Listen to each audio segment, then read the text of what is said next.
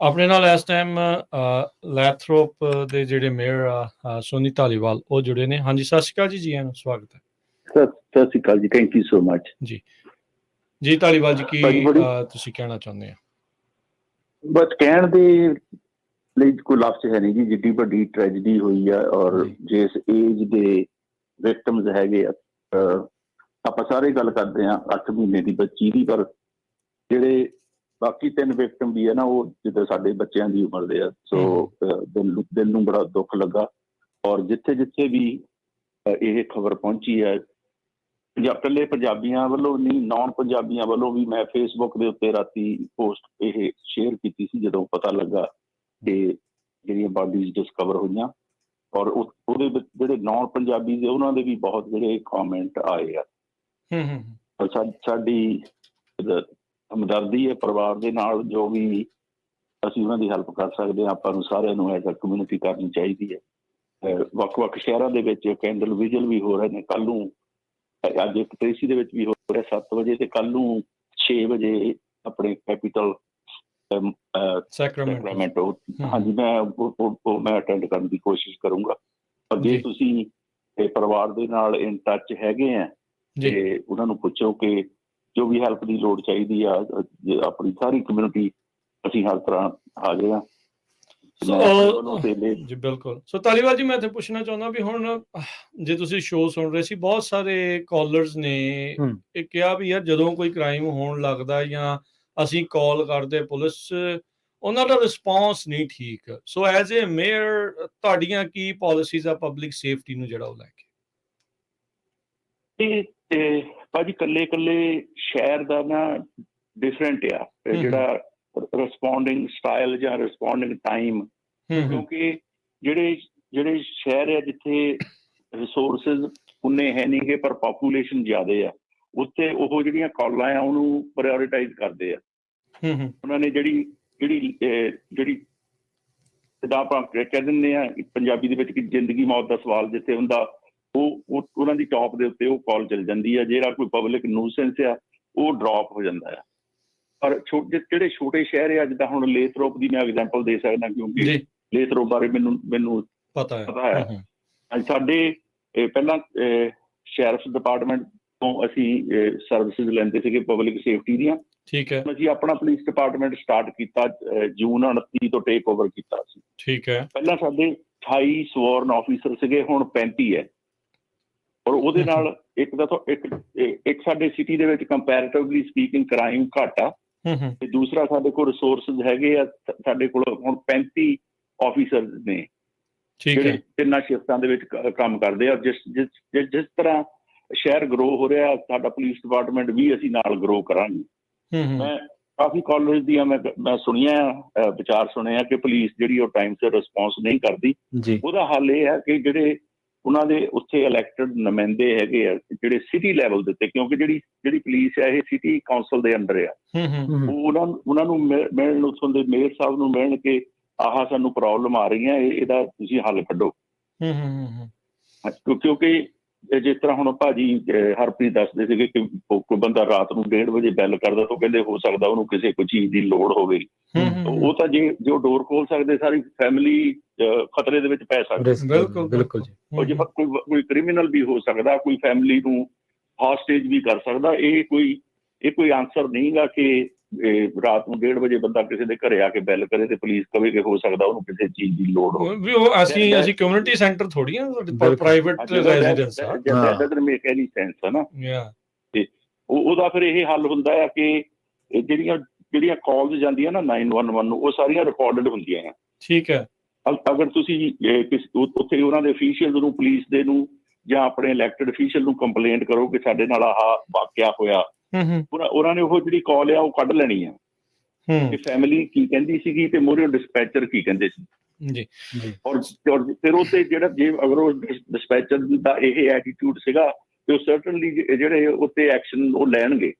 ਸੋ ਇੱਥੇ ਧਾਲੀਵਾਲ ਜੀ, ਮੈਂ ਤੁਹਾਨੂੰ ਇਹ ਪੁੱਛਣਾ ਚਾਹੁੰਦਾ ਵੀ ਆਪਣੇ ਬੰਦੇ ਕਈ ਵਾਰੀ ਕਹਿੰਦੇ ਵੀ ਮੈਂ ਯਾਰ ਆਹ ਚੀਜ਼ਾਂ ਦੇ ਵਿੱਚ ਕੀ ਕਰਾਂ, ਉਹ ਚੀਜ਼ ਇਹ ਸਮਝਦੇ ਨਹੀਂ ਵੀ ਤੁਹਾਡੇ ਨਾਲ ਜਿਹੜਾ ਉਹ ਕੀਤਾ ਵੀ ਡਿਸਕ੍ਰਿਮੀਨੇਸ਼ਨ ਆ ਜਾਂ ਧੱਕਾ ਹੈ, ਵੀ ਜਿਹੜੀ ਤੁਹਾਨੂੰ ਸੇਵਾ ਮਿਲਣੀ ਚਾਹੀਦੀ ਸੀ ਉਹ ਨਹੀਂ ਮਿਲੀ।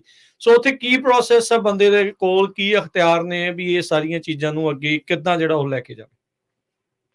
ਉਹਦੇ ਵਿੱਚ ਕਈ ਵਾਰੀ ਨਾ ਆਪਾਂ ਨੂੰ ਇਸ ਤਰ੍ਹਾਂ ਲੱਗਦਾ ਹੁੰਦਾ ਕਿ ਸਾਡੇ ਨਾਲ ਇਹਨਾਂ ਨੇ ਡਿਫਰੈਂਟ ਟ੍ਰੀਟ ਕੀਤਾ ਕਿਉਂਕਿ ਅਸੀਂ ਇੱਕ ਡਿਫਰੈਂਟ ਕਮਿਊਨਿਟੀ ਤੋਂ ਆ, ਇੱਕ ਡਿਫਰੈਂਟ ਰਿਲੀਜਨ ਤੋਂ ਆ। ਉਹ ਕਈ ਵਾਰੀ ਆਪਾਂ ਇਹ ਗੱਲ ਸਮਝ ਲੈਂਦੇ ਆ, ਪਰ ਜਦੋਂ ਇਨਵੈਸਟੀਗੇਸ਼ਨ ਹੁੰਦੀ ਹੈ ਨਾ ਉਹ ਗੱਲ ਨਿਕਲਦੀ ਨਹੀਂ ਗੀ ਹੈ। ਕਈ ਵਾਰੀ ਜਿੱਦਾਂ ਹਿਊਮਨ ਐਰਰ ਹੁੰਦੀ ਆ, ਮੰਨ ਲਓ ਕਿਸੇ ਕੰਪਨੀ ਦੇ ਵਿੱਚ ਵਧੀਆ EMPLOYEES ਵੀ ਹੁੰਦੇ ਆ, ਬੈਡ ਵੀ ਹੁੰਦੇ ਆ। ਮੰਨ ਲਓ ਕਿਸੇ ਇੱਕ ਸਿਟੀ ਦੇ ਵਿੱਚ 5-7 ਜਾਂ 10 ਡਿਸਪੈਚਰਸ ਹੈਗੇ ਆ, ਜਦੋਂ ਜਿੱਦਾਂ ਮੈਂ ਹਰਪ੍ਰੀਤ ਹੋਰਾਂ ਦੀ ਐਗਜ਼ਾਮਪਲ ਦਿੰਦਾ ਕਿ ਇਹਨਾਂ ਦੇ ਪਰਿਵਾਰ ਨੇ ਕਾਲ ਕੀਤੀ, ਉਹਨਾਂ ਨੇ ਉਹ ਕਾਲ ਨੂੰ ਸੀਰੀਅਸਲੀ ਨਹੀਂ ਲਿਆ। ਉੱਥੇ ਫਿਰ ਉਹਦਾ ਹੱਲ ਇਹ ਹੈਗਾ ਕਿ ਉਹਨਾਂ ਨੂੰ ਮਿਲਿਆ ਜਾਵੇ, ਉਹਨਾਂ ਆਪਣੇ ਇਲੈਕਟਡ ਅਫੀਸ਼ੀਅਲ ਨੂੰ ਮਿਲਿਆ ਜਾਵੇ, ਜਾਂ ਪੁਲਿਸ ਦੇ ਕਮਾਂਡ ਨੂੰ ਇਹ ਕੰਪਲੇਂਟ ਕੀਤੀ ਜਾਵੇ ਕਿ ਆਹ ਸਿਚੁਏਸ਼ਨ ਸੀ, ਆਹ ਕਾਲ ਗਈ, ਇੰਨੇ ਵਜੇ ਗਈ ਤੇ ਸਾਨੂੰ ਮੋਰਿਓ ਆਹ ਰਿਸਪੌਂਡ ਮਿਲਿਆ। ਫਿਰ ਉਹ ਤੇ ਡੈਫੀਨੇਟਲੀ ਐਕਸ਼ਨ ਨਹੀਂ ਲੈਣਗੇ। ਜੇ ਨਹੀਂ ਲੈਂਦੇ ਫਿਰ ਉਹ ਸਾਨੂੰ ਵੀ ਅਪਰੋਚ ਕਰ ਸਕਦੇ ਨੇ ਕਿ ਇਸ ਸ਼ਹਿਰ ਦੇ ਵਿੱਚ ਹੋਇਆ।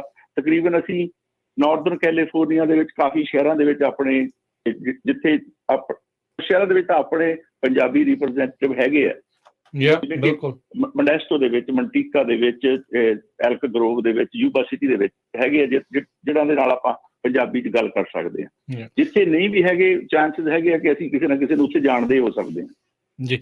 ਸੋ ਜਦੋਂ ਆਪਾਂ ਸੌਰੀ ਮੇਹਰ ਧਾਲੀਵਾਲ ਜੀ, ਜਦੋਂ ਆਪਾਂ ਕਹਿੰਦੇ ਆ ਜਾਂ ਜਦੋਂ ਲੋਕ ਏਦਾਂ ਕੰਪਲੇਂਟ ਕਰਦੇ ਆ ਵੀ ਪੁਲਿਸ ਪਹੁੰਚੀ ਨਹੀਂ, ਆਈ ਨਹੀਂ, ਸੋ ਉਹਦੇ ਵਿੱਚ ਮੁੱਖ ਭੂਮਿਕਾ ਫਿਰ 911 ਡਿਸਪੈਚਰ ਦੀ ਹੋਈ ਆਉਂਦੀ, ਜਿਹਨੂੰ ਕਾਲ ਕੀਤੀ ਜਾਂਦੀ ਵੀ ਉਹ ਅੱਗੇ ਉਹਨਾਂ ਨੂੰ ਡਿਸਪੈਚ ਕਰ ਰਿਹਾ ਕਿ ਨਹੀਂ ਕਰ ਰਿਹਾ?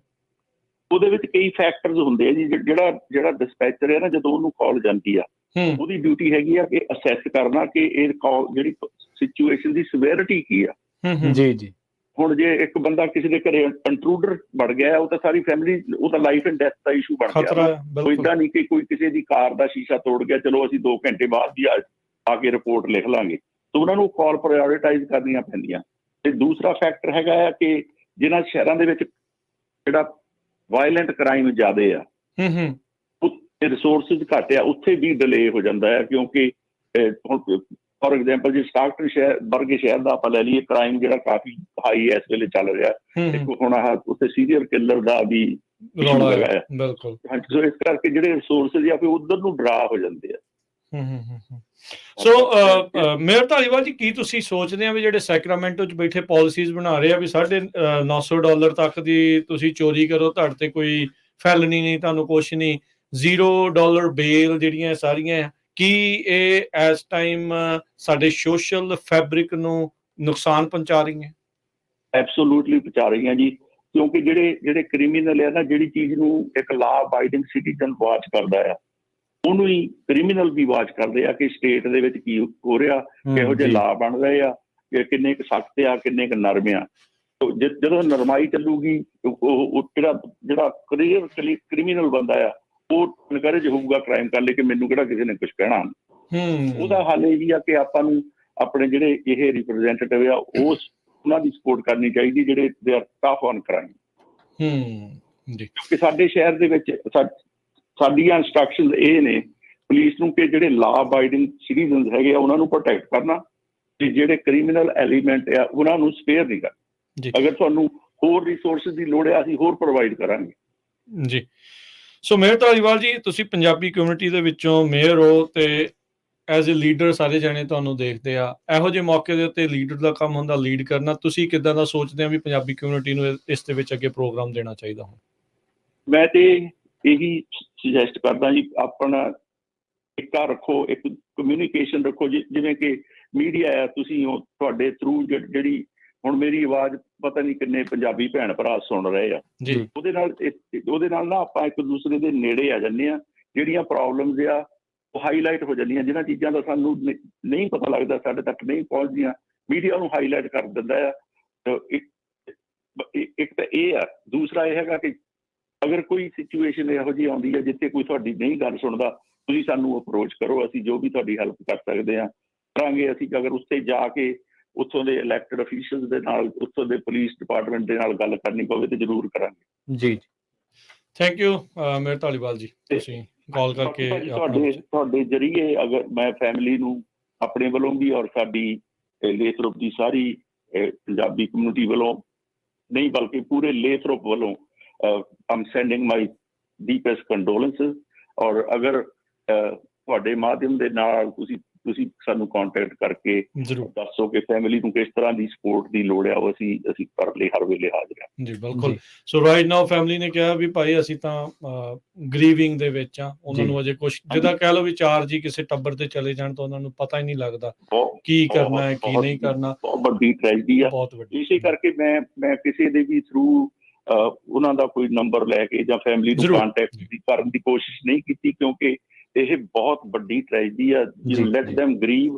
ਤੇ ਜਦੋਂ when the right time comes in, ਜੋ ਵੀ ਆਪਾਂ ਐਜ਼ ਐ ਇੰਡੀਵਿਜੂਅਲ ਮੈਂ ਕਰ ਸਕਦਾ ਜਾਂ ਐਜ਼ ਏ ਕਮਿਊਨਿਟੀ ਅਸੀਂ ਕਰ ਸਕਦੇ ਹਾਂ, ਅਸੀਂ ਹਰ ਵੇਲੇ ਹਾਜ਼ਰ ਹਾਂ। ਥੈਂਕ ਯੂ ਮੇਹਰ ਧਾਲੀਵਾਲ ਜੀ। Thank you. ਸਤਿ ਸ਼੍ਰੀ ਅਕਾਲ। ਸੋ ਇਹ ਸਨ ਲੈਥਰੋਪ ਸ਼ਹਿਰ, ਜਿਹੜਾ ਸਟਾਕਟਨ ਦੇ ਨਜ਼ਦੀਕ ਇਹ ਸ਼ਹਿਰ ਆ। ਫਰੈਂਚ ਕੈਂਪ ਲੈਥਰੋਪ ਉਹ ਵਾਲਾ ਇਲਾਕਾ ਜਿਹੜਾ ਹੈ, ਉੱਥੇ ਦੀ ਮੇਅਰ ਨੇ ਕਾਫੀ ਵਾਰੀ 5-6 ਵਾਰੀ ਉੱਥੇ ਐਜ਼ ਏ ਮੇਅਰ ਜਿਹੜੇ ਉਹ ਰਹਿ ਚੁੱਕੇ ਨੇ। ਸੋ ਉਹਨਾਂ ਨੇ ਜਿਹੜਾ ਕਿਹਾ, ਉਹਨਾਂ ਨੇ ਵੀ ਸਾਫ਼ ਸ਼ਬਦਾਂ 'ਚ ਕਿਹਾ ਵੀ ਇਹ ਜਿਹੜੀਆਂ ਸੈਕਰਾਮੈਂਟੋ ਤੋਂ ਬਣਦੀਆਂ ਪਾਲਿਸੀਜ਼ ਨੇ, ਇਹਨਾਂ ਨੇ ਜਿਹੜਾ ਆ ਉਹ ਸਾਫਟ ਔਨ ਕ੍ਰਾਈਮ ਜਿਹੜਾ ਪਾਲਿਸੀਜ਼ ਆ ਉਹਦੇ ਨਾਲ ਕਿਤੇ ਨਾ ਕਿਤੇ ਕ੍ਰਿਮੀਨਲਸ ਨੂੰ ਸ਼ਹਿ ਮਿਲਦੀ ਹੈ, ਕਿਉਂਕਿ ਉਹ ਵੀ ਵੇਖਦੇ ਆ ਵੀ ਸਾਨੂੰ ਕਿਸੇ ਨੇ ਇੱਥੇ ਕਹਿਣਾ ਜਿਹੜਾ ਉਹ ਕੁਛ ਨਹੀਂ ਆ, ਤੇ ਜੋ ਮਰਜ਼ੀ ਜਿਹੜਾ ਆ ਉਹ ਕਰੀ ਚੱਲੋ। ਸੋ ਇਹਨਾਂ ਨੇ ਵੀ ਕਈ ਚੀਜ਼ਾਂ ਜਿਹੜੀਆਂ ਦੱਸੀਆਂ। ਸੋ ਇੱਕ ਇਹ ਸਾਰੇ ਗੱਲਬਾਤ ਕਰ ਹੀ ਰਹੇ ਸੀ ਵੀ ਉਹਨਾਂ ਦੀ ਅਕਾਊਂਟੇਬਿਲਿਟੀ ਤੈਅ ਕਰੋ, ਜਿਹੜੇ ਤੁਹਾਡੇ ਲੀਡਰ ਹੈਗੇ ਆ।